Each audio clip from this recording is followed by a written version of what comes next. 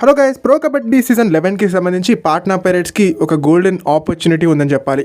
ప్రస్తుతం వాళ్ళ దగ్గర ఎం సుధాకర్ అండ్ సందీప్ కుమార్ ఇద్దరు ప్రైమ్ ఫామ్లో ఉన్నటువంటి రైడర్స్ ఉన్నారు. అండ్ ఈ ఇద్దరికి తోడుగా ఒక ఎక్స్పీరియన్స్డ్ రైడర్ని వాళ్ళు తీసుకున్నారంటే కనుక వాళ్ళ టీమ్ రైడింగ్ యూనిట్ సెట్ అయినట్టే. ముఖ్యంగా సచిన్ తన్వార్ ఇంజురీ కన్సర్న్తో ఉన్నటువంటి ప్లేయర్ ఉన్నాడు వీళ్ళ దగ్గర. సో సచిన్ తన్వార్కి ఒక మంచి రీప్లేస్మెంట్ని తీసుకొచ్చి ఇంజురీ కన్సర్న్స్ లేనటువంటి ఎక్స్పీరియన్స్ ఉన్నటువంటి ఒక ఇన్ఫార్మ్ రైడర్ని కనుక ఈ ఇద్దరు రైడర్స్కి తోడుగా వాళ్ళు తీసుకున్నట్టయితే కనుక వాళ్ళ రైడింగ్ యూనిట్ అన్స్టాపబుల్గా మారుతుందని చెప్పాలి.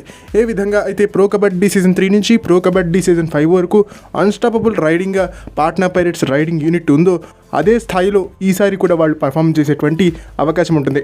సందీప్ కుమార్ తన ప్రైమ్ ఫామ్లో ఉన్నాడు.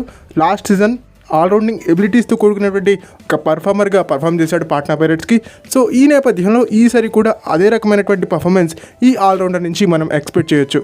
And M Sudhakar debut season అయినప్పటికీ అద్దరగొట్టాడని చెప్పాలి లాస్ట్ సీజన్లో. సో ఈ నేపథ్యంలో అప్కమింగ్ సీజన్స్లో పాట్నా పైరేట్స్కి ఒక స్టార్గా తను ఉద్భవించేటువంటి ఛాన్స్ ఉంటుంది.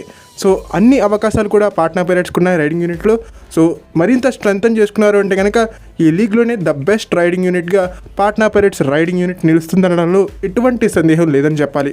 ఓకే ఫ్రెండ్స్, ఇది ఈ వీడియో కనుక మీకు నచ్చినట్టయితే లైక్ చేయండి, షేర్ చేయండి, మన ఛానల్ని సబ్స్క్రైబ్ చేసుకుని పక్కన బెల్ ఐకాన్ ప్రెస్ చేసి ఆల్ ఆప్షన్లో చేసేసుకోండి. అండ్ ఇలాంటి మరిన్ని వీడియోస్ కోసం ఛానల్ని డైలీ ఫాలోడానికి ట్రై చేయండి.